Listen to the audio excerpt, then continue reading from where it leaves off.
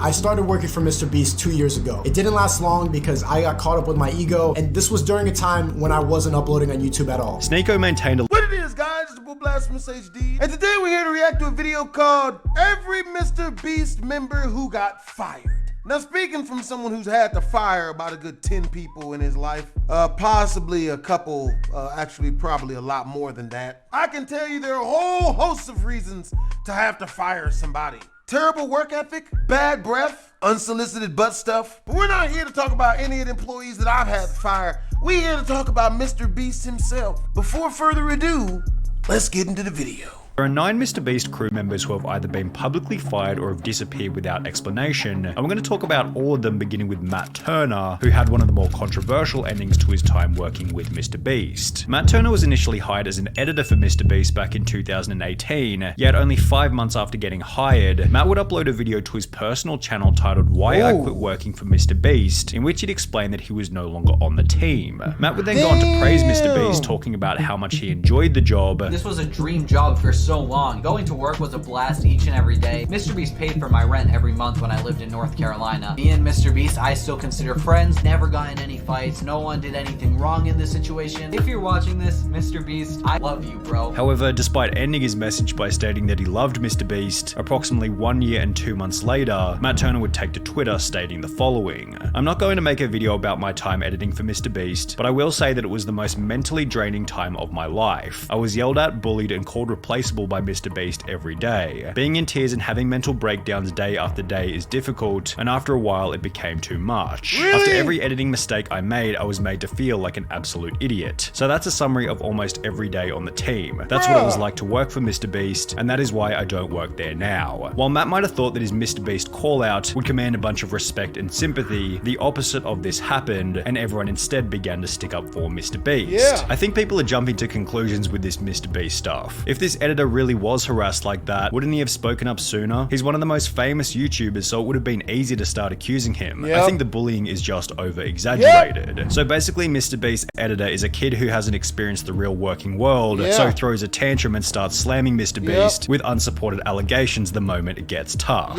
Kids these days. Bruh, this was 1 year ago. Why are you coming at him now? Keemstar would point out the most obvious. Because he ran out of money. That's the way it always happens. When I fire people, I let them go real soft, real gently.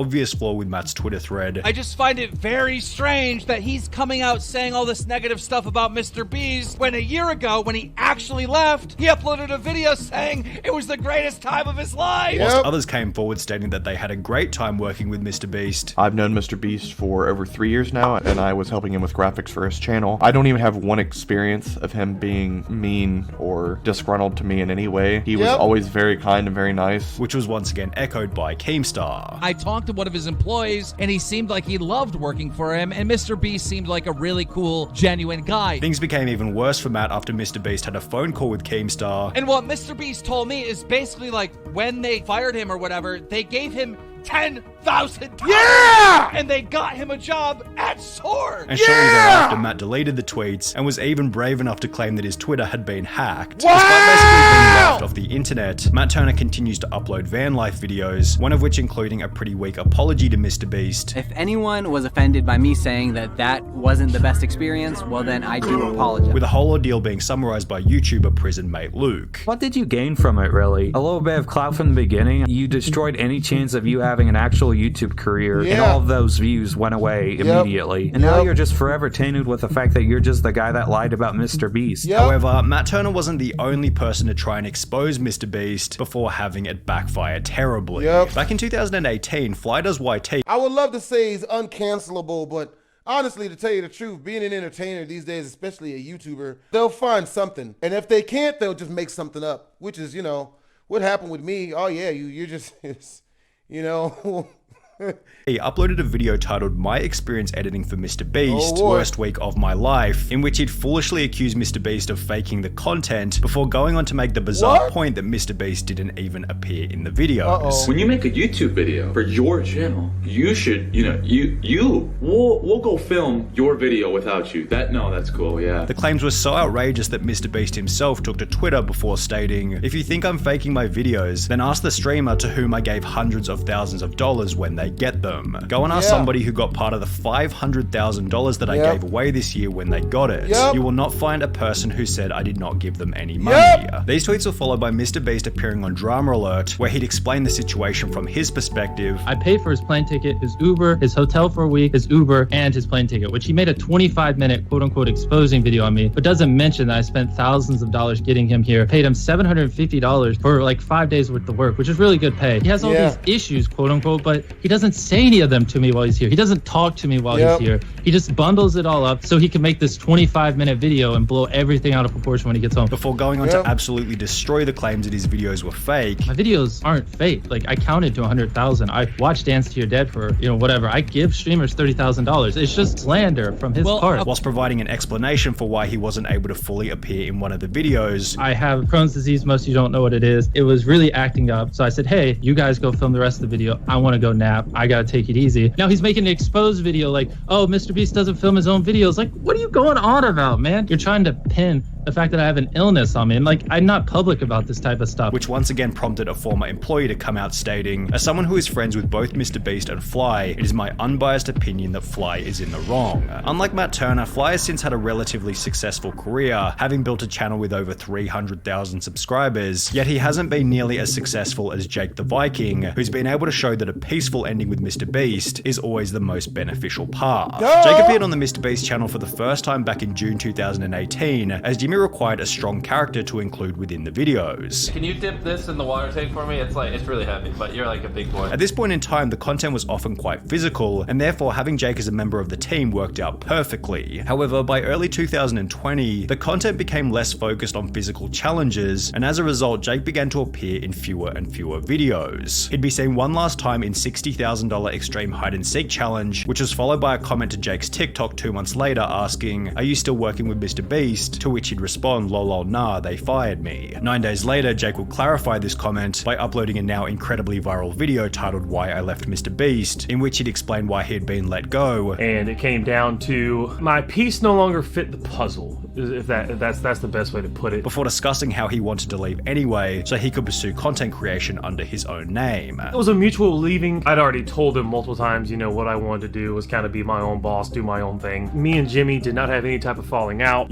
so everything's cool. MrBeast still love you, bro. Basically, he got tired of being an employee. He wanted to start his own brand, be his own boss, do his own thing, which is respectable. He didn't want to be just that guy on every MrBeast video. Good luck to you, Viking. Jake's peaceful ending in combination with his unique, recognizable image has helped him to maintain success even after leaving the team, having gained over 1 million subscribers on YouTube and over 2.5 million followers on TikTok. However, Jake the Viking wasn't the only person who eventually ran out of utility on the MrBeast team. For example, whatever happened to Ty, who was picked up on the side of the road for his first appearance in the world's largest bowl of cereal video. You wanna come sit in a pool of cereal for 10K? And with comments such as, Ty is such a cool guy, he needs to be in more challenges, he was able to return to the channel. And then this is Ty from the cereal videos. You guys really liked him, so we brought him back. Appearing in a total of 7 different videos before he'd also disappear. Considering Ty was picked up at random on the side of the street, he was never an official member of the MrBeast crew, yet according to the wiki, Ty still works for MrBeast, but works mostly behind the scenes. Ty has since become a father and still maintains an Instagram following of over 28,000 and a TikTok following of over 80,000, on which he uploads music, comedy, and dancing videos. Tyler Conklin was another MrBeast member who disappeared from the videos without any explanation, and his disappearance is probably the most mysterious of them all. Tyler became the second MrBeast crew member after featuring on the channel for the first time in February 2016, when MrBeast had only 18,000 subscribers. From here, Tyler was featured in videos such as We Are Better Than Dude Perfect, which was followed by Tyler helping out Jimmy's brother, yet Tyler's final obvious appearance on the MrBeast channel was in I Opened a Restaurant That Pays You to Eat at It, where Jimmy jokingly fired him. Get out of here! He suggested we charge money for the food. Cut! Get out of here! Go! I don't ever want to hear you guys talk about charging again. While this was obviously just a meme for the video, it actually would become Tyler's final official appearance on the MrBeast channel. Honest question, after you suggested making people pay for the food in the restaurant video and Jimmy kicked you out, you were never in another video again. Did he fire you from being in more videos? Tyler did make a small cameo in Last to Leave the Circle Wins $500,000, as well as the Squid Game video where he apparently featured as one of the guards, and when you combine this information with his Instagram, on which he's often still seen with the crew, it's clear that Tyler hasn't been fired, but is rather working from behind the scenes. Garrett eventually met a similar fate. He was first introduced to the channel back in May 2018 after the team cut his car in half, and from that point onwards he was a semi-regular in the MrBeast videos. In mid-2020, Garrett abandoned the channel to help out MrBeast's brother. However, as Mr. Bro began to upload fewer and fewer videos, Garrett also began to disappear from the internet. According to a reply on his Instagram, Garrett helps with social media stuff now, although he hasn't uploaded a TikTok or Instagram photo with the MrBeast crew in over 2 years, and claims to be studying at the University of Alabama, which is over 2 states away from the MrBeast headquarters in North Carolina. Perhaps Garrett is still working with the crew from a distance, however, it does seem as though their relationship simply ran its course and eventually fizzled out. But what about Jake Weddle? He was another one of these guys who once featured in almost every MrBeast episode before he'd slowly disappear from the channel. Well, only a month after being seen in the I filled my brother's house with slime and bought him a new one video, Jake Weddle would upload a piece of content to his personal channel titled Why I Left MrBeast, in which he'd explained that he'd resigned from the team so he could pursue stand-up comedy under his own name. I found myself kind of, I guess, losing passion for what I was doing. I'm doing stand-up basically full-time now. Weddle went on to explain that his relationship with MrBeast had ended peacefully. Me and Jimmy actually left on very good terms. I met with Jimmy before I left. He understood where I was coming from. I understood where he was coming from. Which is supported by the fact that Weddle came back about a year later for 2 cameo appearances on the channel. Hey. However, there's a different MrBeast member who only managed to feature in 1 video before getting fired.